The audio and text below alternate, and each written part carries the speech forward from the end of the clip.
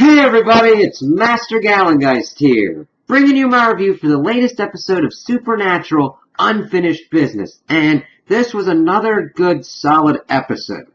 And it only had two main storylines going through it, and one of them was focused on Jack and Mary in the Apocalypse world, and the other was focused on Sam and Dean and Gabriel. So, thank you for this.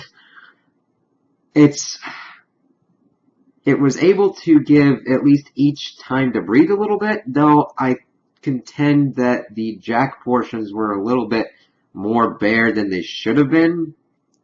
But let's get into it. So, what I really want to focus on first is with the whole Jack and Mary, since that one didn't take as much time, even though it was devoted to half of the episode. I like that we got to check in with them.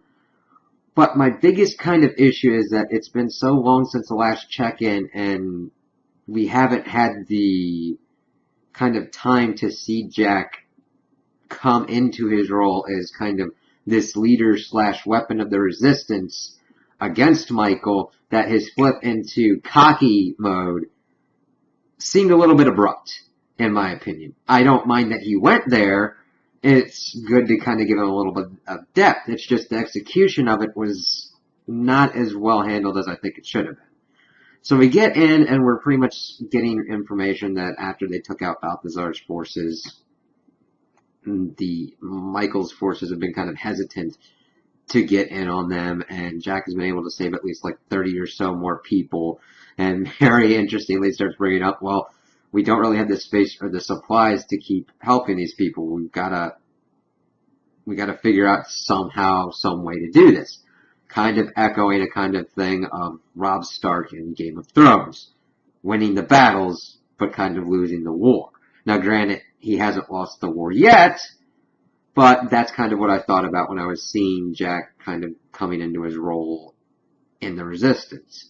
So, they see that they had scouts around Michael's stronghold and see that, hey, there's not a lot of people in other than the angels around there.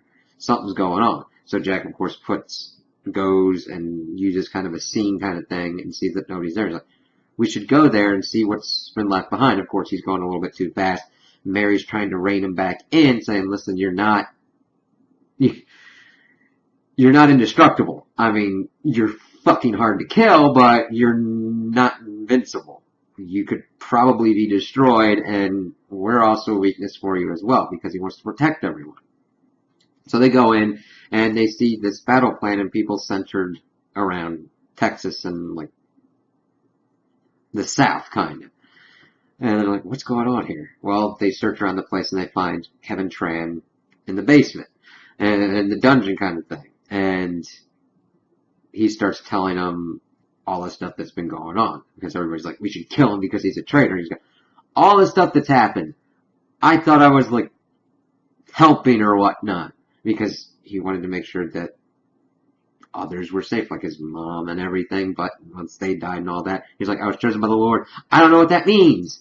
And he thought that Michael was trying to save people, but then he's hurting people and everything. But he was able to fix the spell, of course, to open the rift, and said that, and where he's centraling his forces and marshaling them is where it's weak between the worlds. It's like, okay, so he's pretty much planning his invasion stuff, just gathering all the rest of his forces instead of trying to take out Jack.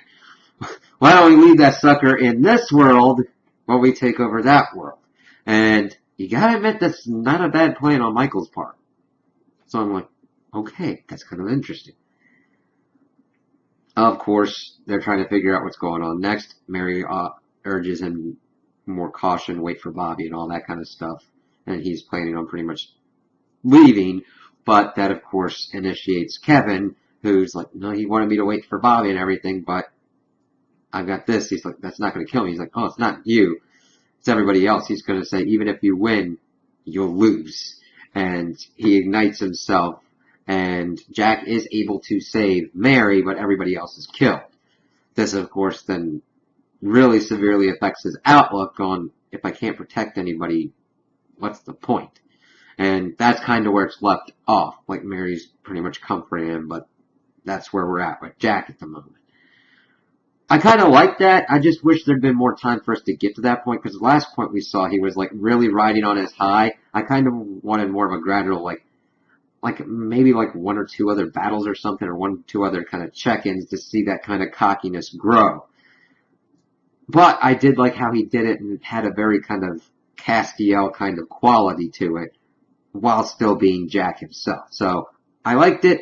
I just wish that more time had been devoted to it and fleshing it out a little bit more, because it seemed like your boilerplate kind of, okay, we got our chosen one here, he gets cocky, and then he suffers a setback, and he gets back up. I understand the cycle. I don't mind the cycle. I just wish there'd been other ways for them to do it rather than just have bare bones.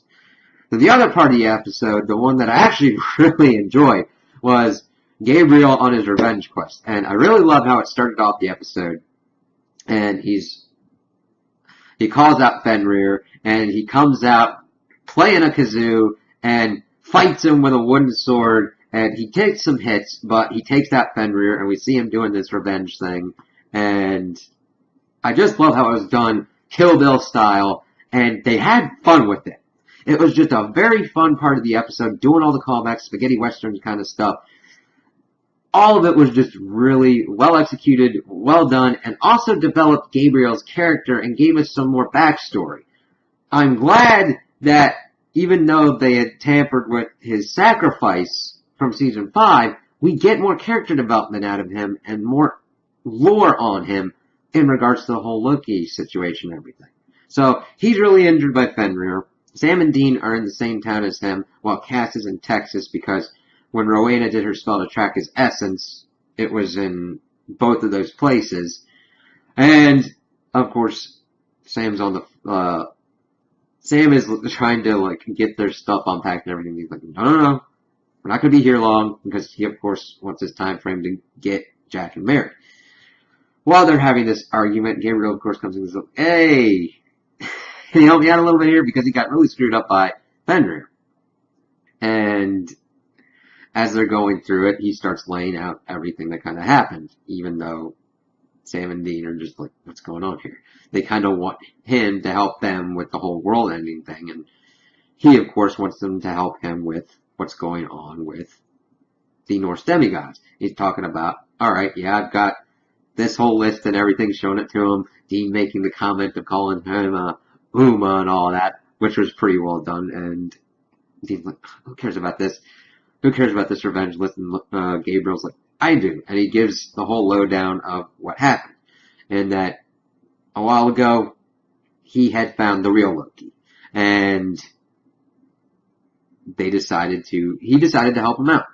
Now, granted, that's a little bit later in the episode, but it's just fleshing out why Loki is also on the list, because these are all Loki's sons. Let's see here. We got Fenrir. We got Sleipnir, and we got Narfi. And he had helped Loki out. He's like, alright, since you helped me out, I'm going to let you have my base and everything, and you go off and do your thing, and I'll let you be me. And it worked out for both of them. Well, after the whole thing with Lucifer, he needed help again, and he asked for help, and he was put in and everything. And while he's telling this, at first there aren't porn stars, but he's like, come on, you said there were porn stars. And he's like, yes, thank you for correcting me on that oversight. Does it? And so he's like, okay, kind of get along with it. And Dean's, of course, lost in this world that Gabriel is telling him about. He's like, yeah, that's pretty good. But, of course, they sold him out to Asmodeus, and Dean's like, revenge isn't going to do much. And Gabriel really goes in. He was tortured every day, debased, used for his grace and everything. And he wants retribution for that. And I'm like, yeah, that makes sense. I mean, Dean, you were in hell as well. Gabriel was put through hell for that. You can kind of at least empathize with it on that kind of point. So they do agree to help him if they will help them get, of course, avert the apocalypse and everything. Gabriel's, sure, yeah. And by that point, they had already taken out one of the other demigods because they'd busted the room and said, hey, we're going to take this out. Which we got a really great fight scene with Dean. Sam, of course, got kind of screwed over, but I really like how they're able to really give Dean great fight scenes, at least that they've been doing lately, because this was pretty good as he's taken out one of the other ones, and Sam's in trouble, but of course Gabriel helped him out by killing him, and that's of course where Gabriel gives Dean the kill list, shows him, and they know exactly where Loki is because he goes into a seedy motel, riches up one of the penthouses, and does whatever he does. So the last one on the list is Slipnir, and they kind of go in, and they just follow him up to the floor. We get a really cool shootout scene that's going on because he's got 2 bodyguards and then Slipnir, and then Gabriel is like, oh crap, snaps his fingers, lights go out, we get this cool gunfight scene. As they take out the other 2, the lights come back on, we see that Dean is gone, but Gabriel's got one of the other one, got Slipnir, and stabs him.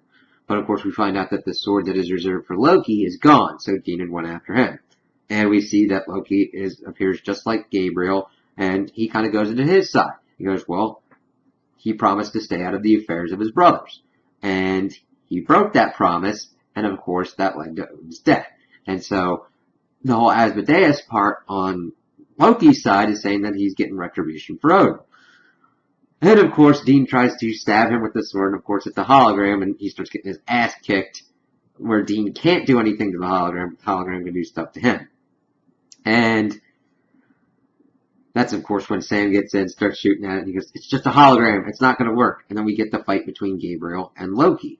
And this was a really good scene. It's really hard when you've got the same actor fighting, but I love when they do it because it really either shows that they know what they're doing in the scenes or they don't know what they're doing. And I just love that we've gotten to the point where you don't really have that much suspension of disbelief going on. We're like, yeah, okay. And just Loki pretty much gloating over him and everything. You know, he's going, well, you don't have the sword to kill him. He's like, oh, no, I'll do this the old-fashioned way. Oh, your archangel powers? And he's just beating on him and everything. And just driving the point home of how Gabriel usually hides from things and doesn't really stand for much. And leaves everybody so that way he can pursue his own pleasures no matter what. But of course, Sam and Dean slip the sword to him at one point, and he's able to hold Loki and pretty much says that he lives for nothing and he's going to die for nothing. But, of course, Gabriel stabs him and everything and ends it there. It's like, wow, okay. And we then get down to the car. He's thanking him for everything that's going on, everything that they've done for him. He's like, so, what's going on with this? And he's like, yeah, you're really going to help us? Sure, yeah. Let's get on it. And Sam is asking him if he's okay. And he's like, yeah, I feel like a new man. Now, the way it was said, I don't know, it just felt like, I hope that they're not playing that there'd be some, like, weird Loki-Gabriel shenanigans going on, but I'm going at least at the moment that it's Gabriel and that he had his thing, and we've got some good character development, that he's actually going to help the brothers and try and do something, because to tell you the truth, this apocalypse would be even worse than the last one, because you'd really only have the demons to actually look for allies, since there's so few angels left. Which would in of itself be an interesting kind of proposition to go on if the writers do that. I don't know. We'll have to see what kind of plays out. So they get back to the bunker, and of course Cass is taking care of Gabriel. Rowena is familiarizing herself with the demon tablet. I'm like, alright, everybody's getting together and we're kind of getting into the endgame scenario. And we pretty much get the same kind of heart-to-heart where Dean is trying to be the protective brother to Sam, but Sam's pretty much putting in, we need to do this, we need to do these things together. We need to go into the apocalypse world to save Mom and Jack together, and if it comes down to it, we'll die together. And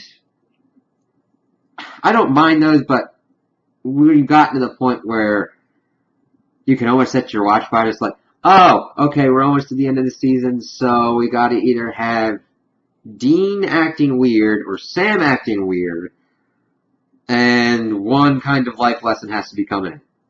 Like, we're brothers, we're family, we gotta do this. I don't mind that theme. Give us something new. So, we're moving into the endgame goal of the end of the season, so it'll be interesting to see what's going on. We didn't get that much with Lucifer, but in the preview we did see that he is going to be important to what's going on since they are opening the portal again and he's going to be messing with Rowena. But we already know that Sam is the one that kills Rowena, so Lucifer could do some kind of weird mind control or something on her or whatnot. So we'll kind of have to see how that goes. So those are my opinions on the episode. Tell me what you guys think in the comments below. If you liked it, if you didn't like it, if you agree with me, if you disagree with me. Also like and subscribe, and I hope you have a good day.